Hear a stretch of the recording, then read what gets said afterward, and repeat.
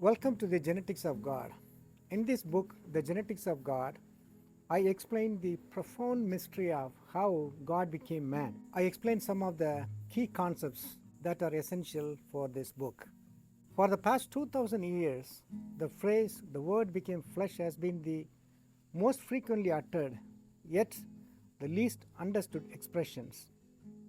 When God says God is within us, it means that God is within our spirit and also in every molecule of every cell in our body. If so, did God leave his fingerprint in the human genome and in the universe? Absolutely. It took 2500 years for scientists or geneticists to figure out this remarkable genetic code. What is this fingerprint? God left the most powerful four-letter code, namely ATCG, adenine, thymine, cytosine, guanine, called the genetic code in the human genome. I call this code the word. Because the genetic code harbors physical life, I call it the word of life. It is the blueprint for physical life, the universal engine that drives all living organisms. This means that life is fundamentally word-based. If life is word-based, then the universe, which provides the perfect environment for life to thrive, must also be word-based. The word is the foundation of all existence. The unique name of the God of Israelites is also called the four-letter code, namely Yahweh, YHWH, that's a Hebrew name, which is portrayed by Apostle John as a four-letter code called the Word in John 1:1. In John 1:2, John personifies the Word as Jesus, and in 1 John 1:1, Jesus is also called the Word of Life. The Word represents the invisible Logos in Greek.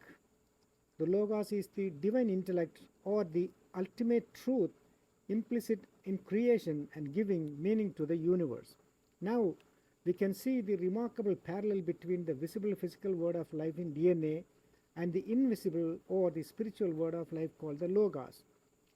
Just as the genetic code is the word and the word of life, so too is Jesus Christ. However, both the visible and the invisible life are intertwined in the person of Jesus Christ. What is the primary necessity of the genetic code? The genetic code is a mindless molecule, not a rational thinker. It did not learn logic and mathematics and self-assemble through billions of years by random chance, but was designed by the Creator who knew that one day the very Creator, God the Son, Jesus Christ, would manifest in the flesh through the very code he created. Is it a coincidence or confirmation that the physical word of life in the DNA is an image of the spiritual word of life called the Logos? What is the purpose of the DNA word and the Logos? The DNA word serves two purposes.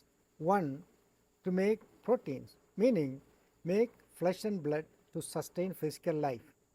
Two, to pass on physical life from generation to generation as an unbroken chain.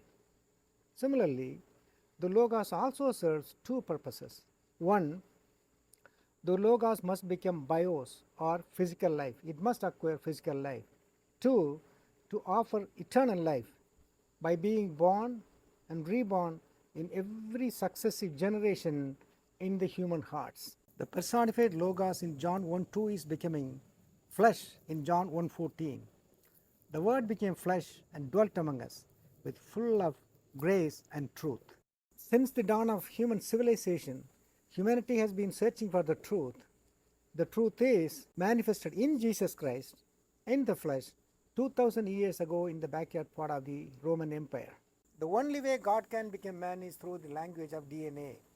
It involves four essential steps, which parallels the four essential steps involved in salvation demonstrated by Jesus Christ. The book covers a wide range of topics such as 1.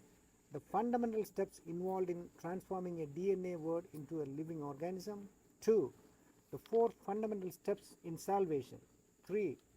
What drives world religions to elevate the word of Logos to divinity. which was identified as the historical Jesus of Nazareth, whether they realize it or not. 4. From triune God to the triplet code. 5. Jesus in the Hindu scriptures. 6. Why Isa of Islam is not the Jesus of the Bible. 7. If Jesus is not God, who is he? 8. Why did God send the only begotten Son instead of a daughter, and much more? Better understand how science has confirmed what the scriptures have foretold thousands of years ago. Please read the book, The Genetics of God, The Word Became Flesh.